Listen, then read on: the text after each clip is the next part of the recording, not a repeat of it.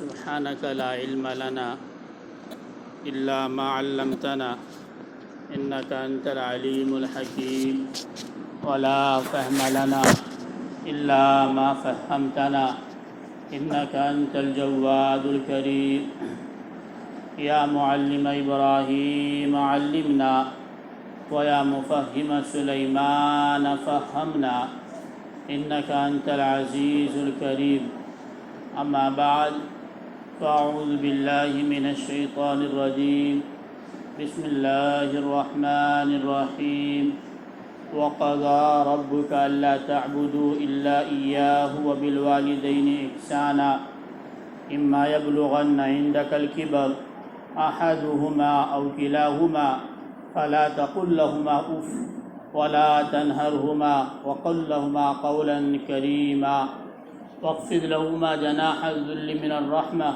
وقل رب ارحمهما كما ربياني صغيرا صدق الله العظيم وقيل رسول الله صلى الله عليه وسلم من أحق الناس بحسن صحابتي قال ثم أمك قال ثم من قال ثم أمك قال ثم من قال ثم أمك قال ثم من قال ثم أبوك أو كما قال عليه الصلاة والسلام۔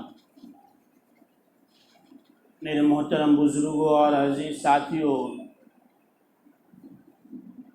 تقریباً 2 ہفتے سے آپ حقوق العباد کے تعلق سے باتیں سن رہے ہیں کہ بندوں کا بندوں پر کیا حق ہے۔ اس سے پہلے ہفتے میں پڑوسیوں کے حقوق آپ کے سامنے بیان کیے گئے تھے۔ آج آپ کے سامنے اللہ رب العزت نے جو والدین کے حقوق اولاد پر عطا کیے ہیں، لازم کیے ہیں، ضروری کیے ہیں، وہ پیش کیے جائیں گے۔ میرے دوستو، اللہ رب العزت نے قرآن کریم میں اپنے عبادت کے ساتھ والدین کا تذکرہ کر کے اس امت کو سمجھایا ہے کہ والدین کا مقام اور مرتبہ اعلیٰ ہے، عرفہ ہے۔ والدین کی اہمیت، والدین کی عزت، والدین کا احترام، والدین کی حفاظت، والدین کا دھیان اور والدین کی ضرورتوں کا خیال تمہیں کرنا ہے۔ قرآن کریم میں اللہ نے فرمایا وَقَضَى رَبُّكَ أَلَّا تَعْبُدُوا إِلَّا إِيَّاهُ، کہ آپ کے رب نے اس بات کا حکم دیا ہے کہ تم اللہ کے علاوہ کسی اور کی عبادت نہ کرو۔ یعنی وحدانیت کا اللہ رب العزت نے اس جگہ درس دیا ہے۔ وَبِالْوَالِدَيْنِ إِحْسَانًا، اور والدین کے ساتھ حسن سلوک کا معاملہ کرو، احسان کا معاملہ کرو۔ برابری کا درس نہیں دیا اللہ رب العزت نے، اس جگہ عدل کا درس نہیں دیا بلکہ احسان کا درس دیا ہے۔ عدل تو ہوتا ہے، انصاف تو ہوتا ہے جہاں برابری کا معاملہ ہوتا ہے۔ قرآن کریم نے اس جگہ اور دوسری جگہ اللہ رب العزت نے جہاں والدین کا تذکرہ کیا ہے تو احسان کا لفظ آیا ہے۔ مطلب یہ ہے کہ تم بہت زیادہ والدین نے جو تم پر کیا ہے، والدین نے جو تمہاری نگرانی کی ہے، والدین نے جو اچھائیاں تمہارے ساتھ کی ہے، والدین نے جتنا خیال تم پر کیا ہے اس سے کہیں زیادہ حسن سلوک کے ساتھ تم والدین پر کرو۔ وَبِالْوَالِدَيْنِ إِحْسَانًا، قرآن کریم نے کچھ وضاحت بھی فرما دی۔ اما يبلغن عندك الكبر احدهما او كلاهما فلا تقل لهما اف، کہ اگر والدین میں سے کوئی ایک، دونوں کے دونوں یا کوئی ایک بڑھاپے کو پہنچ جائے، ان کی عمر ڈھل جاوے، وہ بزرگ ہو جاوے تو تم انہیں جھڑکنا نہیں، انہیں اف نہ کہنا، انہیں جھڑکنا نہیں۔ وَقُلْ لَهُمَا قَوْلًا كَرِيمًا، اور ان سے نرم انداز میں گفتگو کرنا۔ قَوْلًا كَرِيمًا، قرآن کریم میں بڑھاپے کا لفظ اس لیے لایا، اس لیے کہ بڑھاپے میں لوگ مجبور ہو جاتے ہیں، اس وقت اولاد کی ضرورت انسانوں کو زیادہ پڑتی ہے، اس وقت اولاد کے لیے انسان محتاج ہو جاتا ہے۔ اس لیے قرآن کریم نے یہ طرز اختیار کیا ہے، قل لهما قولا کریما واخفض لهما جناح الذل من الرحمہ وقل رب ارحمهما كما ربياني صغیرا۔ والدین کے سامنے اپنے بازوؤں کو جھکا دو، اطاعت و فرما برداری میں لگا دو، والدین کی بات زبان سے نکلے نا کہ اس پر عمل پیرا ہونے کی فکر میں لگ جاؤ۔ وَاخْفِضْ لَهُمَا جَنَاحَ الذُّلِّ مِنَ الرَّحْمَةِ وَقُلْ رَبِّ ارْحَمْهُمَا كَمَا رَبَّيَانِي صَغِيرًا۔ اے انسان، تو والدین کی خدمت کرتا جا، والدین کی اطاعت کرتا جا، والدین کی فرما برداری کرتا جا، تجھ سے جو ہو سکے وہ تمام کرنے کے بعد رب ذوالجلال کے سامنے اپنے ہاتھوں کو دست دراز کر دے، اپنے ہاتھوں کو پھیلا کر رب ذوالجلال سے ان کے لیے دعائیں کر۔ قل رب ارحمہما، اے اللہ ان دونوں پر اسی طریقے سے رحمت نازل فرما دیجئے، کما ربیانی صغیرا، کہ جیسا ان دونوں نے مجھے بچپن والی زندگی میں مجھ پر رحمت نازل فرمایا تھا، میری پرورش کا خیال کیا تھا، میری ضرورت کا لحاظ رکھا تھا، آج آپ ان دونوں پر رحمت نازل فرما دیجئے، کما ربیانی صغیرا۔ میرے دوستو، قرآن کریم میں اللہ رب العزت نے جہاں وحدانیت کا اور والدین کا تذکرہ کیا ہے تو دونوں کو ساتھ ساتھ بیان فرمایا، ساتھ ساتھ بیان فرما کر والدین کی اہمیت کو بیان کرنا مقصود تھا۔ ایک جگہ نہیں، قرآن کریم میں کئی ایک جگہ اللہ رب العزت نے والدین کا تذکرہ فرمایا ہے، اور احادیث مبارکہ میں بھی اللہ کے نبی صلی اللہ علیہ وسلم نے والدین کے تعلق سے وہ باتیں بیان فرمائی ہے کہ جس پر اس امت کو عمل کرنا لازم اور ضروری ہے کامیابی اور کامرانی کے لیے۔ بلکہ آج کا انسان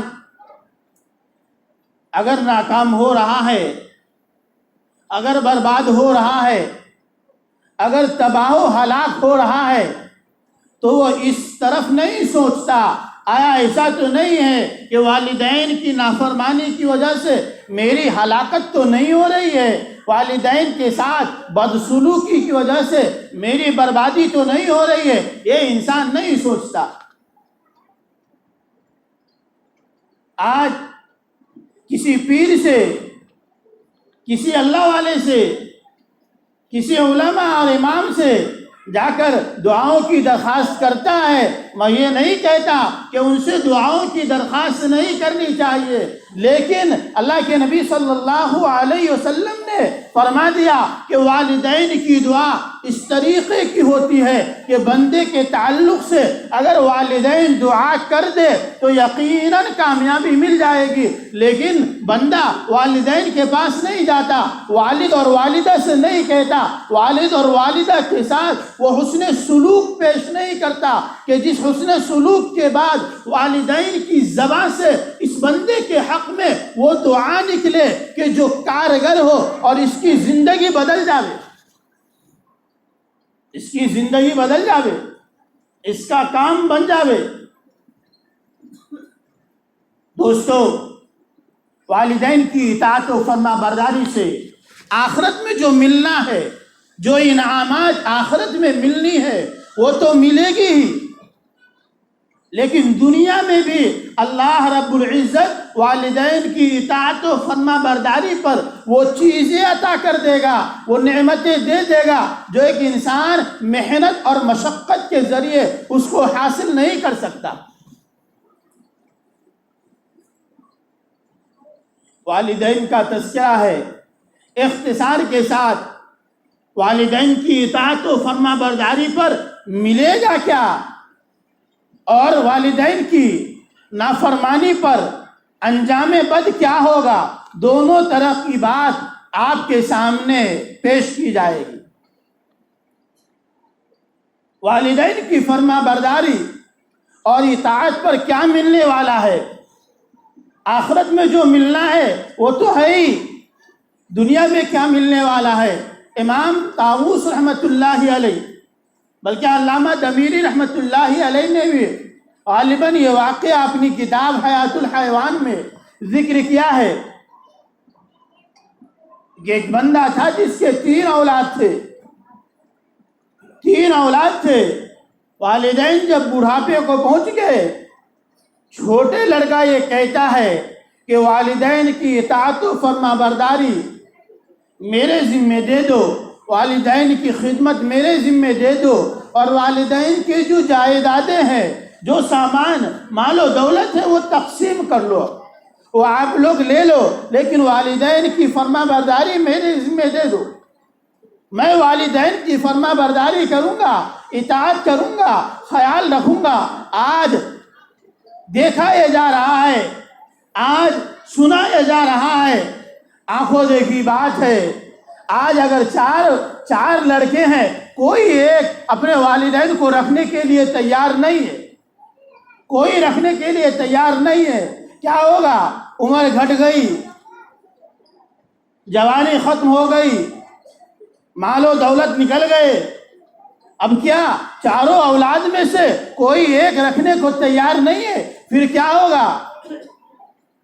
اب سال تو گزارنے ہیں، تو ہر بندے کے حصے میں 3 مہینے آتے ہیں، 4 یا 12 سال میں 12 مہینے ہیں۔ بڑا لڑکا 3 مہینہ رکھے گا، اس کے بعد والوں کا نمبر، اس کے بعد تیسرے کا نمبر، پھر چوتھے کا نمبر، یہ 4 لڑکوں کے ذمے 3 مہینے لگا دیے۔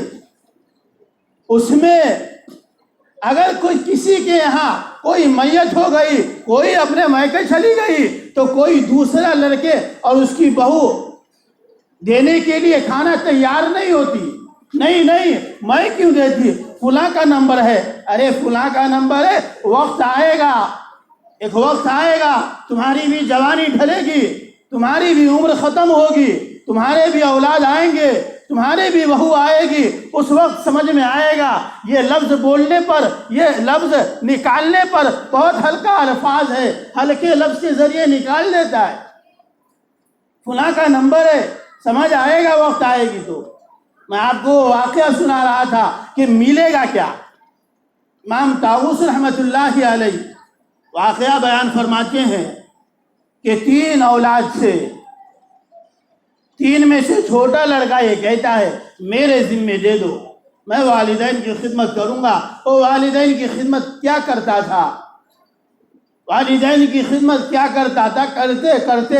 کرتے چونکہ والدین کی خدمت کرنے میں اس کے کام کا بھی حرج ہوا کرتا تھا، کام پہ بھی نہیں جایا کرتا تھا۔ والدین کی خدمت کیا کرتا تھا؟ والدین خوش ہو کر اس بچے کے لیے دعا کر دیا کرتے تھے۔ والدین کی خدمت کرتے کرتے والدین کا جب انتقال ہو جاتا ہے، یہ دونوں رخصت ہو جاتے ہیں، اللہ رب العزت کی طرف سے انہیں کچھ عطا کرنا ہوتا ہے۔ خواب میں دیکھتا یہ ہے کہ کوئی بندہ کہتا ہے کہ تم نے والدین کی بہت زیادہ خدمت کی ہے، اس لیے فلاں جگہ پر 100 دینار ہے، اسے لے لو۔ وہ خواب میں پوچھتا ہے کیا اس میں برکت بھی ہے، کیا یہ حلال بھی ہے؟ کہتا ہے نہیں، حلال کے بارے میں اور برکت کے بارے میں مت پوچھو، لیکن وہ لے لو۔ وہ بندہ اٹھاتا نہیں ہے، وہ دینار اسی جگہ چھوڑ دیتا ہے، گھر پر آ کر بیوی سے بتاتا ہے اسی طریقے کا معاملہ پیش آیا، یہ واقعہ سامنے آیا، اس طریقے کی میں نے شب بیداری میں خواب دیکھا ہے۔ بیوی تو بیوی کہتی ہے 100 دینار آ رہے تھے، کیوں نہیں لیے؟ یہ بھی تمہارے نخرے چل رہے، حلال ہونی چاہیے اور برکت ہونی چاہیے، بچے بھوک سے مر رہے۔ دوستو، زیادہ تر لوگ برائیوں میں مبتلا ہو رہے ہیں، وہ اولاد کی وجہ سے، بیویوں کے الفاظ پر عمل کرنے کی وجہ سے، چونکہ بیویوں کو خوش کرنا ہے۔ یہ بندہ 100 دینار نہیں لیتا، دوسری رات پھر خواب آتی ہے کہ 10 دینار ہے، لے لو۔ اس کا سوال وہی ہوتا ہے کیا اس میں برکت ہے، کیا یہ حلال ہے؟ پھر وہی جواب آتا ہے برکت اور حلال کے تعلق سے مت پوچھو۔ تیسرے دن بہت اختصار سے آپ کے سامنے پیش کر رہا ہوں، تیسرے دن پھر وہی خواب آتا ہے کہ 2 دینار ہے لے لو۔ سوال ہوتا ہے برکت ہے حلال ہے؟ جواب میں آتا ہاں اس میں برکت بھی ہے اور یہ حلال بھی ہے۔ وہ بندہ جاتا ہے 2 دینار وہاں سے نکالتا ہے اور لے کر آتا ہے، راستے میں دیکھتا ہے کہ مچھلی خرید و فروخت ہو رہی ہے، وہ 2 مچھلی لے لیتا ہے، گھر پر جاتا ہے، مچھلیوں کو کاٹتا ہے، اس میں سے 2 ہیرے نکلتے ہیں، 2 ہیرے نکلتے ہیں، اور 2 ہیرے ایسے ہیرے ہوتے ہیں کہ جو بادشاہ وقت کو جس ہیرے کی ضرورت ہوتی ہے، بادشاہ وقت اس ہیرے کی تلاش میں ہوتا ہے اپنے تاج میں لگانے کے لیے، اس ہیرے کو تلاش کرواتا ہے، پتہ چلتا ہے فلاں کے پاس وہ ہیرے رکھے ہوئے ہیں، اپنے ایلچی کو بھیجتا ہے، جاؤ معلوم کرو۔ بندہ کہتا ہے میں یوں ہی تو نہیں دے دوں گا، اس کا معاوضہ لوں گا۔ بادشاہ کہتا ہے پوچھو کیا معاوضہ ہے، کیا معاوضہ چاہیے؟ کہتا ہے 30 خچر پر سوار مجھے سونا دو تو میں تمہیں ہیرے دوں گا، نہیں تو نہیں دوں گا۔ آج کے دور کا بادشاہ نہیں تھا ظلمن لینا، ظلمن اور دبا کر اور دھمکا کر مار کر پیٹ کر نہیں، بادشاہ کا خزانہ تھا، اپنا تھوڑی تھا۔ ٹھیک ہے میں 30 خچر سوار تمہیں سونا دیتا ہوں، لیکن وہ ہیرے لے کر آ جاؤ۔ وہ ہیرا لے کر آتا ہے، پھر بادشاہ کے ذہن میں یہ بات آتی ہے کہ اس کا جوڑا تو ہوگا، ایک ہیرے سے کام نہیں۔ پھر بھیجتا ہے، پتہ چلتا ہے دوسرا بھی ہے، پوچھتا ہے اب کیا لوگے؟ بولے اب 30 پہ کام نہیں، 60 خچر پر سوار سونا دو گے تو میں یہ دوں گا۔ 60 خچر پر سوار وہ سونا دیتا ہے اور اس ہیرے کو لیتا ہے۔ دوستو اس وقت کے اعتبار سے بادشاہ کے بعد جو دوسرا مالدار تھا وہ یہ بندہ تھا۔ تو اللہ رب العزت نے والدین کی خدمت پر، والدین کی اطاعت پر، والدین کی فرما برداری پر اسے اتنا دے دیا کہ پورے گاؤں والے اگر مل کر اس کے لیے کام کرتے تو اسے نہیں مل سکتا تھا۔ یہ تو دنیا کا انعام ہے، آخرت میں جو ملنا ہے، میں بار بار کہتا ہوں آخرت میں جو اللہ دے گا وہ تو دے گا ہی، یہ دنیا میں ملنے والا انعام ہے، لیکن سچی لگن سے، سچی طریقے سے انسان کو والدین کی فرما برداری کرنی۔ دوستو یہ کرنے پر ہے، یہ والدین کی خدمت کرنے پر یہ انعام ملے گا، لیکن اگر والدین کی خدمت نہیں کریں گے تو سزا بھی تو ہوگی، عبرتناک انجام بھی تو ملے گا۔ ناقابل فراموش کے سچے واقعات ایک کتاب ہے، اس میں ایک واقعہ لکھا ہے، ایک واقعہ ہے، اس میں ایک واقعہ لکھا ہے۔ آج کے دور کے اعتبار سے بیویاں تھوڑی سی ماں سے انبن ہوتی ہے، شوہر کا کان بھرنا شروع ہو جاتا ہے اور نخرے دکھانے شروع ہو جاتے ہیں، اپنے میکے جانے شروع ہو جاتے، نہیں میں دوبارہ تمہارے گھر پہ اب جاتی نہیں، کیا ہو گیا؟ تمہاری والدہ نے ایسا کہا اور یہ کیا اور یہ کیا، فلاں کیا۔ ٹھیک ٹھاک اگر شوہر رہتا ہے منا کر، پھسلا کر، بہلا کر لے کر آتا ہے، والدہ کو کچھ نہیں کہتا، لے کر آتا ہے۔ ایک مرتبہ ہوا، کچھ دن ٹھیک ٹھاک چلا، دوبارہ پھر وہی معاملہ، کئی بار کرنے کے بعد ایک مرتبہ بیوی، ناقابل فراموش سچے واقعات میں یہ واقعہ لکھا ہے، ایک مرتبہ بیوی کہتی ہے اب میں جا نہیں سکتی، اب تو مجھے یہیں رہنا ہے، اب مجھے جانا نہیں ہے، لیکن اس شرط پر کہ تم اپنی والدہ کو جب تک مارو گے نہیں، ختم نہیں کرو گے تب تک نہیں جاتی۔ ناقابل فراموش سچے واقعات میں یہ واقعہ لکھا ہے۔ آدمی بیوی کے حسن کو دیکھ کر اور بیوی کی محبت میں آ کر، بیوی کے لچکدار الفاظ میں آ کر وہ حامی بھر دیتا ہے کہ ہاں تم جو کہتی ہو ویسا ہی کروں گا۔ دوستو ایسا کبھی نہیں کرنا، ایک مرتبہ نہیں، 100 مرتبہ ایک سو نہیں 1000 مرتبہ اگر بیویاں یہ الفاظ کہیں تو میں آپ لوگوں سے میری التجا درخواست ہے، ضروری نہیں ہے والدہ کے خلاف بات ماننے کی۔ شریعت آپ کو نہیں کہتا کہ بیوی کی بات مان کر اور والدہ کے اوپر اپنی زبان درازی کرو، والدہ کے خلاف کچھ بھی عمل کرو، مارنا تو دور کی بات ہے۔ اور میں ان مستورات اور ماؤں بہنوں سے بھی یہ کہنا چاہتا ہوں کہ آج آپ کے ساتھ جو معاملہ ہو رہا ہے اور آپ اپنے شوہر کو جو خلاف بھڑکا رہے ہیں، کل آپ کی اولاد بھی ہوگی، آپ کے بچے بھی ہوں گے، آپ کی بہو بھی ہوگی، اور آپ کی بہو بھی آپ کے بچوں کے ساتھ، آپ کے اولاد کے ساتھ یہی معاملہ کرے گا۔ اس لیے آج آپ یہ سوچ لیں کہ میں ساس کے ساتھ بہتر طریقے سے خوشگواری والی زندگی گزار لوں، کل یہی میرے ساتھ ہونا ہے۔ والدین کے خلاف اولادوں کو بھڑکایا نہ کرے، لیکن ہوتا یہ ہے بار بار کہنے پر وہ بندہ تیار ہو جاتا ہے اور والدہ سے کہتا ہے، ناقابل فراموش میں سچے واقعات یہ لکھا ہے، والدہ سے کہتا ہے والدہ میں گھاس کاٹنے جا رہا ہوں، آپ بھی میرے ساتھ چلے، میرے سر پر وہ گٹھری اٹھا دیا کریں گے، میں اکیلا نہیں اٹھا پاتا ہوں۔ والدہ تو والدہ ہے، والدہ کہتی ہے ٹھیک ہے چلو۔ جب گھاس کاٹ کر فارغ ہوتا ہے، جس چیز سے گھاس کاٹ رہا تھا وہ اسی کو لے کر والدہ پر حملہ کرتا ہے۔ والدہ جب یہ دیکھتی ہے کہ یہ تو مجھے ہی مارنے کی فکر میں ہے، والدہ بھاگتی ہے، جان بچا لیتی ہے، لیکن اللہ کی پکڑ آتی ہے، اور اللہ کی پکڑ ایسی کہ زمین اس کے پاؤں کو دبوچ لیتا ہے، زمین کے اندر وہ دھسنا شروع ہو جاتا ہے، گھٹنے زمین میں چلے جاتے ہیں، وہ والدہ سے معافی مانگنا شروع کرتا ہے، گھٹنے جاتا ہے، کمر جاتا ہے، لوگ آتے ہیں، لیکن ہوتا یہ ہے کہ اللہ کی زمین اسے پکڑ کر دفن کر دیتی ہے، زندہ زمین میں دفن ہو جاتا ہے۔ دوستو ایک واقعہ نہیں ہے، ایک واقعہ نہیں ہے، اس جیسے کئی ایک واقعات ہیں کہ جسے سن کر آنکھ آبدیدہ ہو جائے گا۔